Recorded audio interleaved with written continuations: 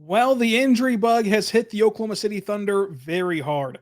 Josh Giddey is out for the season. Could SGA season be ending as well? However, the Thunder do get back Jeremiah Robinson-Earl, but Darius Baisley is now doubtful against Portland. How did they do over the weekend, and where do the Thunder sit with 8 games left in the regular season?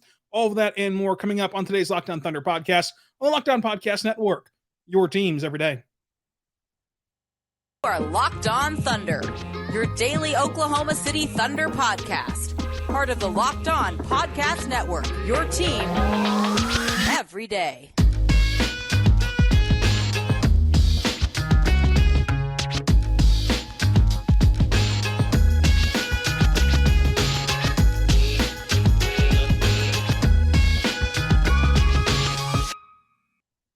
Let's get it going on the Locked On Thunder podcast on the Locked On Podcast Network, your teams every day. I am your host, Rylan Stiles. You can follow me on Twitter at Rylan_Stiles. You can follow the show on Twitter at LOThunderPod. Email the show, LOThunderPod@gmail.com. On today's show, brought to you by BetOnline.net, we're going to dive into Josh Giddey being shut down for the season, possibly SGA being shut down as well. Darius Baisley is doubtful. Who is even left on this roster for tonight's game against Portland, which Portland is also going for the loss in the tank. The scrappy Thunder barely fall to the Nuggets, and so many more injury updates. The injuries are going to front load this podcast today because we've got so much to talk about. Plus, we're going to reset where the Thunder are at with 8 games left in the regular season and what is going to happen from here. But today's show is brought to you by BetOnline. BetOnline has you covered this year with more props, odds, and lines than ever before. BetOnline is where the game starts. Let's tackle the biggest story. Josh Giddey's rookie season is officially over. He's been out since the first game after the All-Star break in February with hip soreness, and now he won't be able to play for these final 8 games. What it came down to, Mark said, was that the rehab process to get to that return to play protocol would take him past these 8 games. So there's no reason to try to kind of cram in all that rehab and get him out there for this last stretch of games. So his rookie year is over. And Josh said that he has not had any hip injuries in the past. So this is not something that's flaring up again or something that's been lingering his whole career or, throughout his professional year. Remember, he played professionally overseas in Australia in the NBL before being in the draft and before coming to the Thunder. So his basketball career has not been littered with hip injuries. This is the first of its kind, which might make the rehab process, of course, easier. Remember, Josh Giddey has the streak currently of being the only player to win Western Conference Rookie of the Month. That will end about next week or 2 weeks from now whenever the NBA announces the awards for March, because obviously he hasn't played in March and will not win the March award. But he did win October, November, December, January, and February, and his rookie season is now officially over, but not without historic highlights. 4 triple-doubles, the youngest to ever record a triple-double. Josh Giddey plays 54 games this year, scores 12 points per game, 7 rebounds per game, 6 assists per game, 41% from the floor, 26% from 3, 70% at the line. He shot 44% in the mid-range, which is 77th percentile overall in the NBA, which is really good for Josh Giddey for his position, according to Clean the Glass. And now you start to look forward to what can happen for Josh Giddey in the future. This offseason will be, of course, littered with accolades again. I'm sure he's going to make first-team All-Rookie, even in this loaded NBA draft class that saw a ton of top-tier rookies and, Cade Cunningham, Scotty Barnes, Evan Mobley, all vying for Rookie of the Year along with Josh Giddey. I mean, how crazy is it that this year you have a guy who, without getting hurt, would have won every single Western Conference Rookie of the Year award, and he might not finish top 3 in Rookie of the Year? That's how loaded this class was, and we knew that for 2 calendar years. We all hyped up the 2021 draft class, and it's lived up to the billing so far in their careers, but it's now over. And this offseason, again, likely going to be a first-team All-Rookie. I'd be shocked if he wasn't, but obviously we'll be on one of the 2 teams. And there's going to be so much anticipation about Josh Giddey coming up. Number one, everyone is still excited to see how he meshes with SGA. You have one camp that's overly excited about the possibilities because you pair 2 really good players together. They usually make it work or at least kind of make it look good for a long time. We've seen SGA go on a rampage since returning from injury during the All-Star break, and we want to see how these 2 guys combine because Josh Giddey's kind of groove that he found in the NBA happened while SGA was out. And you kind of want to see these guys share the floor together. That's number one. Number two, you have him admitting that this offseason he'll be working on his jump shot and trying to reinvent it a little bit and saying, hey, I understand I need to rework that jump shot, but it's not something you can do during the season. And so we'll see what that jump shot looks like come October next year and what kind of leaps he can make. And of course, with the Thunder's draft picks situation, they're going to be at 4, maybe a little lower, maybe a little higher, depending on the lottery. But bottom line is they're going to add a very good, young, talented player. And then envisioning that fit with Josh Giddey. Josh Giddey might be done for the regular season, but he's not out of sight, out of mind. This guy is going to be a huge part of what the Thunder are building in Oklahoma City. And for the Thunder to get out of this rebuild process and go to the other side, his development, his connection with SGA, whoever they draft, that all has to work out for the Thunder to get to the other side. So he's a very integral part of what's happening in Oklahoma City.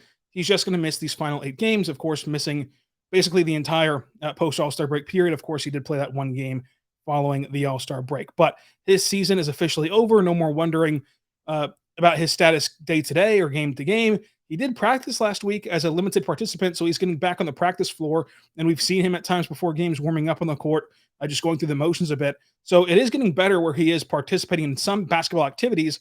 And so his rehab should not be far behind getting back to 100% for the bulk of the offseason, which will be good for him kind of adapting to the NBA lifestyle. So we'll see what the future holds for Josh Giddey. And now talking about SGA. He missed the Nuggets game on Saturday, which of course means that he missed Sunday against the Magic, Wednesday against the Magic, played Monday against the Celtics, and then missed Saturday against the Nuggets. Mark said pregame that listing him as questionable with an ankle soreness injury every game is just not sustainable. Mark also said that the organization will have a conversation with Shai moving forward, likely this weekend, about what to do this season, and they list him as out against Portland, which seems to have our answer. Again, none of this is confirmed yet, but when you say listing him as questionable is not sustainable, and then you say we're going to have a conversation with SGA about what to do moving forward, and the next injury report that we get is SGA's out, it seems like that conversation has happened, and it seems like they've decided to kind of shut him down for these last 8 games. Now, this brings the question, what's so unsustainable about listing him as questionable versus out? And obviously, he was able to ramp up and play against Boston, but not play against Orlando or Denver last week. Well, there's a few reasons why. The first reason doesn't really matter because this is a team that's obviously losing and aiming for the bottom, but it is harder to game plan or get guys in the right mindset or preparation-wise in sense of kind of minute load and workload whenever you have SGA lingering up if he's going to play. Is he not going to play? Because if he does play, he's going to play 30 minutes a night, carry the offense, be the bulk of the ball handling duties, and be this kind of ISO scorer. If he doesn't play, then all of a sudden the Waters with Critchie, Theo Maldon play a lot more, and they play a kind of a different style a little bit than they're used to. That's number one. But again, that one does not matter a bit because the Thunder, frankly, don't really care if they win or lose games right now, and they're just worried about tanking odds and developing young players. So it doesn't really matter that the game plan thing gets thrown off. What does matter is, look, this season's over, right? The only benefit that the Thunder having these 8 games would be losing. That's the only outcome that would be good. Because as much as we like to romanticize the regular season or romanticize these games, the difference in Theo Maldon or Pokashevsky or Lindy Waters or Jeremiah Robinson-Earl developing into true NBA building blocks, to true NBA difference makers, is not going to be a Monday night game against Portland in Portland while both teams are trying to lose games. Right? So it's not going to make that much of a difference in general. So the only thing these 8 games matter for the Thunder is losing them to get higher up in the tankathon standings and to get the best odds at the top overall pick possible and to limit the floor of their pick. That's all that matters. So when you're looking at SGA, he only has 8 games left to play. There's nothing in front of the team. And for SGA, while it would not be sustainable to me, is just simply rehabbing. There's a difference in rehabbing to try to get your body ready to play in 24 hours versus rehabbing knowing there's no deadline on when you need to finish with this rehab, when you need to be done with this rehab, and you can take it easier, take it slower, and let that ankle heal all the way, and then attack this offseason, get any way better that you can, although SGA, of course, is already a great player, but still room for him to grow as a young player. Just attacking this offseason versus maybe limiting yourself this offseason because you pushed yourself for these 8 games to play, I think that that's kind of where the unsustainability of the factor is. And so listing him from questionable to out against Portland seems to me that they've had the conversation and SGA will be out for the rest of the season. However, that's not confirmed yet. And we'll talk to Mark pregame on Monday and see what he has to say about SGA's injury and what's going to come of his season coming up. But there's a strong likelihood the Thunder are going to be without Josh Giddey and SGA. However, the injury updates do not stop there. We have more on Darius Bazley, Jeremiah Robinson-Earl, and also just who is available for this team moving forward. We'll talk about all that and more, plus reset where the Thunder sit heading into the final 8 games of the regular season, all coming up. But first, I want to tell you right now about our good friends over at Built Bar. Built Bar is a fantastic protein bar that tastes just like a candy bar. Go to built.com, use the promo code LOCK15, get 15% off of your next order. Built.com, promo code LOCK15, 15% off of your next order. They have amazing flavors. Most Built Bars have 130 calories, 4 grams of sugar, 4 net carbs, and 17 grams of protein. But with 100% real chocolate on the outside, it's a protein bar that tastes like a candy bar with these amazing flavors like mint brownie, coconut almond, white chocolate cookies and cream, peanut butter brownie, mint brownie. They have so many great ones to choose from that I personally love the cookies and cream option. That's my personal favorite. You can go check them out, and they're better for you, of course, than candy bars, which compared to the 130 calories of a Built Bar, candy bars are typically like 240 calories. So you're saving calories. You're making a difference with Built Bar. They're great pre-workout or post-workout or even as a replacement or a snack. Make sure you're checking out Built Bar today. Going to built.com, using the promo code LOCK15, 15% off your next order. Built.com. Promo code LOCK15, 15% off your next order at built.com. We are back on the Locked On Thunder podcast on the Locked On Podcast Network. It's your teams every day. I'm your host, Rylan Stiles. You can follow me on Twitter at Rylan_Stiles. Thank you for making Locked On Thunder your first listen every single morning, every single day. We're here for you talking Thunder basketball. For your next listen, check out the Locked On Now podcast. It's a nightly recap show of every NBA game with breakdowns from our local experts. It's free and available across all platforms, so you never miss an episode of Locked On Now, which of course is recapping every single game of the NBA, because we know it's impossible to watch every NBA game from the night before. So hear it from our experts, our boots on the ground at every game, about what happened the night before in the association. Let's get back into this Thunder injury update, which has come fast and furious over the weekend. We talked SGA, we talked Josh Giddey, and now Darius Bazley is doubtful against Portland. He hurt his knee against the Nuggets, only played 13 minutes against Denver on Saturday, and you can see the injury happen. It's a knee sprain. He's doubtful for Portland, and just another player is hurt. However, gets traded off with Jeremiah Robinson-Earl, who's back. Mark said Saturday before the game that he was nearing a return. He's been out since February the 3rd with a fracture in his foot, a broken bone in his foot. And against Portland, he is not on the injury report, which means he's back. He's played 44 games so far this year to the tune of 7 points, 5 rebounds and assists, 40% from the floor, 33% from 3, and 71% at the line. So that's what's at the stake for Jeremiah Robinson-Earl. With 8 more games to play, he has more opportunity to kind of prove himself and solidify his NBA season, his NBA rookie season. So we'll see what he can do in these 8 games. The Thunder do have one back-to-back left. It will be against Portland at home and then at Utah. Coming off a broken foot for a big man, I'm not sure if he's going to play that back-to-back. But other than that, the schedule is fairly spaced out enough to where he could play 7 of 8 games for the Thunder down the stretch here and really round out his rookie season. He's shown flashes of being a very good player this year. Obviously, has also shown some growing pains. And so we'll see how he finishes out the year as, again, with only 9 players available, he's going to get a bulk of the minutes and a lion's share of the opportunity to kind of show what he can do. I wonder what that looks like with only 9 players available. Does he share the floor more with Isaiah Roby, or does he take away minutes from Isaiah Roby? How does that look moving forward? But we'll see Jerry plenty down the stretch of this season. So where do the Thunder sit with 8 games to go? What's going to happen moving forward? Let's recap the weekend and see where the NBA's at and see where the Thunder are at. The Thunder are 1-9 in their last 10 games. That losing streak only broken up by that win on Wednesday against Orlando. They're 1.5 games back of the worst record in the NBA, which is a 3-way tie right now. So the standings on either spectrum, the playoffs, the play-in, or the lottery, not even close to being settled. And we're 8 games from the end of this regular season. That play-in tournament has really done a wonderful job of accomplishing everything, right? Because it feels like every game matters right now. You're seeing the Hornets take down the Nets, get the tiebreaker, and could flip-flop the play-in seedings to where the Nets have to win 2 games instead of 1 in the play-in tournament. You're seeing where it's kind of separating that jumbled up middle and the tanking teams to where, luckily now for this year, the tanking teams are just all bunched up. Again, 1.5 games separates the Thunder from the top overall odds at the first overall pick. And that's a 3-way tie in that mix. So you got to make up the 1.5 games, and you could be anywhere from 1 to 3 depending on that tie. It is just so wild to think of the standings. Plus, of course, at the top, you're jostling for position for home court, to be in or out of the play-in, et cetera, et cetera. So the standings are wild. The Thunder are trying to get into that 3-way tie, make it a 4-way tie at least, as they're 1.5 games back of the worst record in the NBA.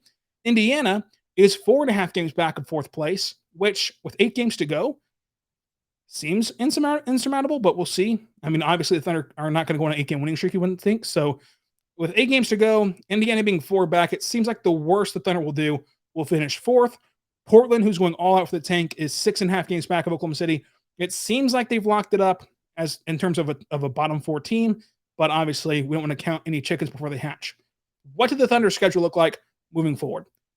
March 28th at Portland is tonight, and then they'll play March 30th in Oklahoma City against Atlanta, April 1st against the Pistons, April 3rd against the Suns, April 5th against Portland for that 3-game home swing, and then they end the year on a 3-game road swing at Utah on the 6th, at Lakers on the 8th, and then at Clippers on the 10th. Which all those teams have things to worry about. Of course, Portland will be 2 tank battle must-lose games, as will the Pistons. Atlanta is still teetering on their seeding and in and out of the play-in game in the East. The Suns have locked up first place. Like, they're not going to have to worry about anything, so they're going to sit to where you get that easy loss. You would imagine you get an easy loss whenever they're not really attempting to do much, and you're just going to combat them in that way.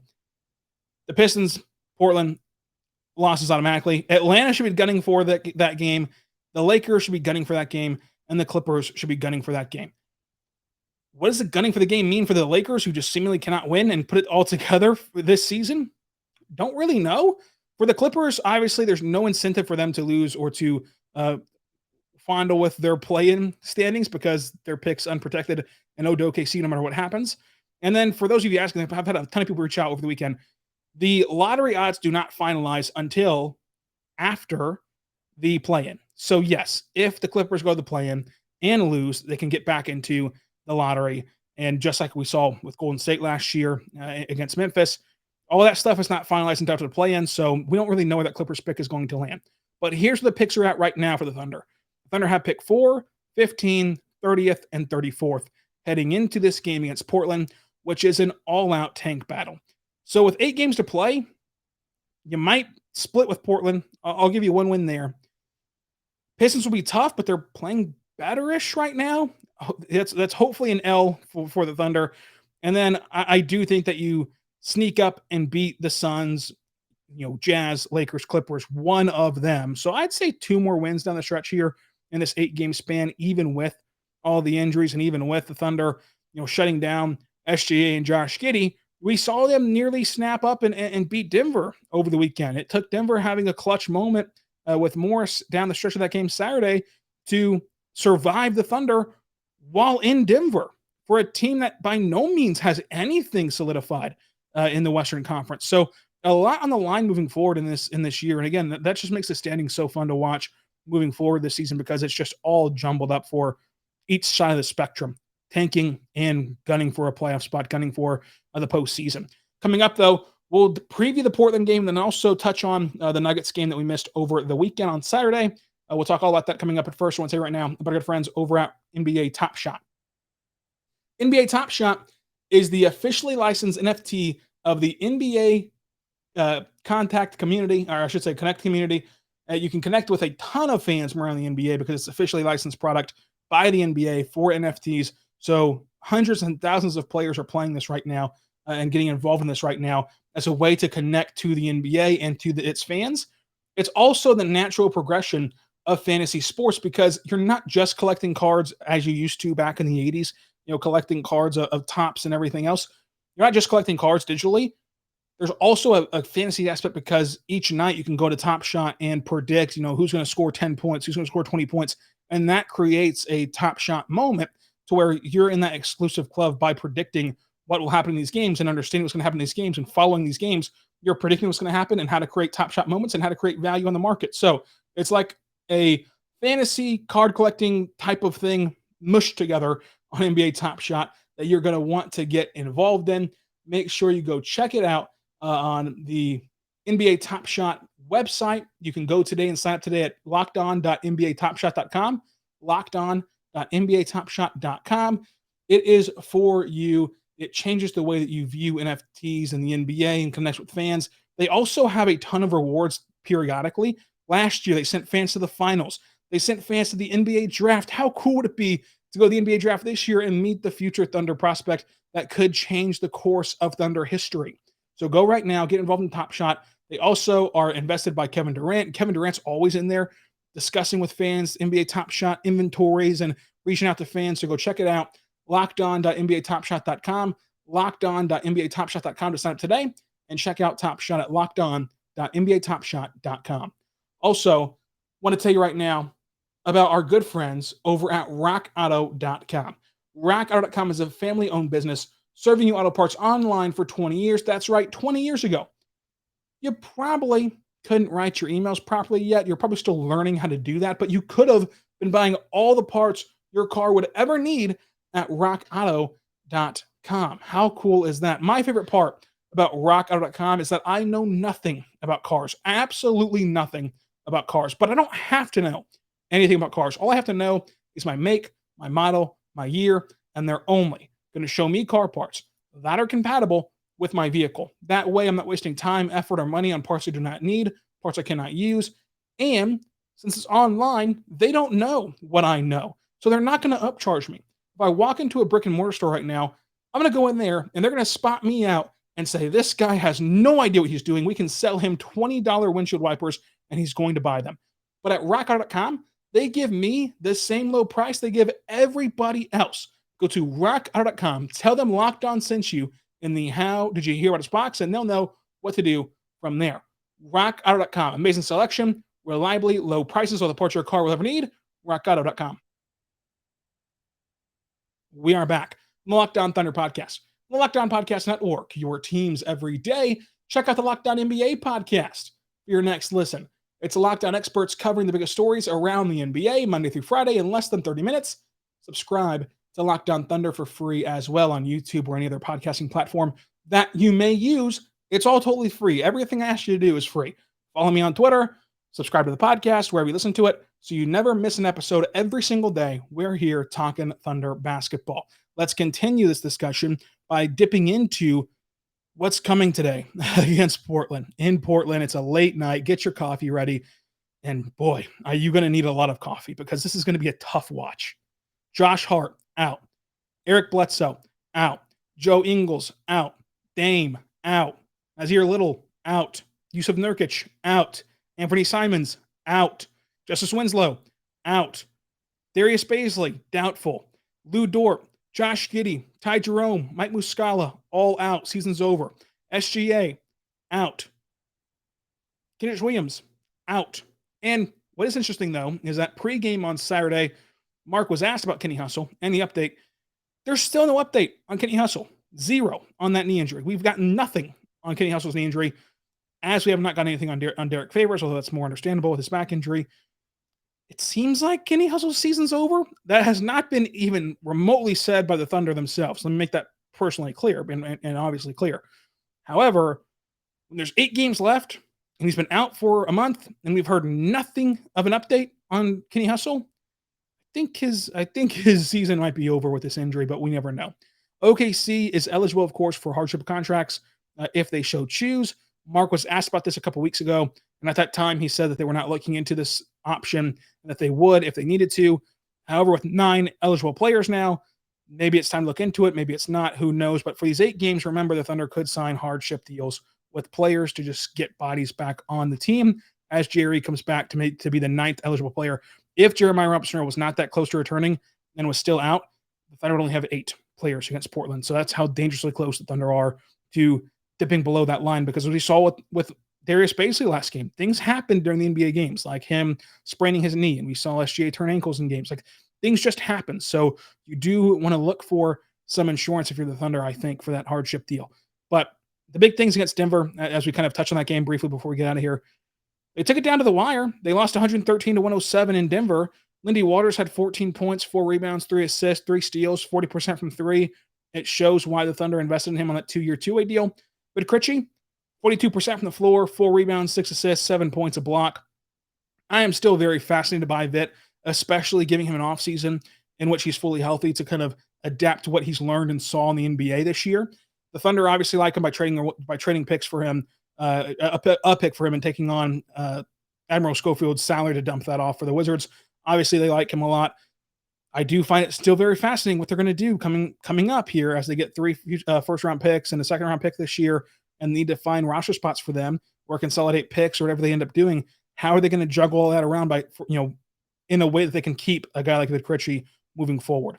Poku, again, played a nice 17 points on 60% from the floor, 5 boards, 5 assists, 2 steals. Nice game from him. My Moneyball pick was Trey Mann. It ends up being Lindy Waters with 4 three-pointers, 4 of 10 from 3. MVP pick, let's go with Poku. What's coming up on the Locked On Thunder podcast? Well, tomorrow we're, of course, going to recap the Portland game and talk all about what would be a must-lose game for the Thunder and would do them wonders for climbing up that tanking ladder. On Wednesday, we're going to have a Draft Talk podcast about the 2022 NBA Draft. On Thursday, recap that Hawks game. On Friday, a special episode. If you've been around the show a long time, you know that we do NBA Draft profile and projections for every prospect. Last year, of course, we had Trey Mann's, we had Josh Giddey's. I want to go back and look at Trey Mann, Josh Giddey's rookie profiles and see what I got right, what I got wrong, how I would change it moving forward after seeing them play in the NBA, all that kind of fun stuff before we launch into the 2022 version of our NBA Draft prospect profile and projection. What you can do right now is not only subscribe to the show for free, not only follow me on Twitter, but let me know who I should lead that series off with. Who are some of your favorite NBA Draft prospects that you for sure want an NBA Draft profile and projection episode on? Let me know on Twitter, on the email address at Rylan_Styles or at lothunderpod@gmail.com. Let me know over there what you want to hear about in terms of NBA Draft prospects. And until tomorrow, whenever we recap this game against Portland, be good and be good to one another.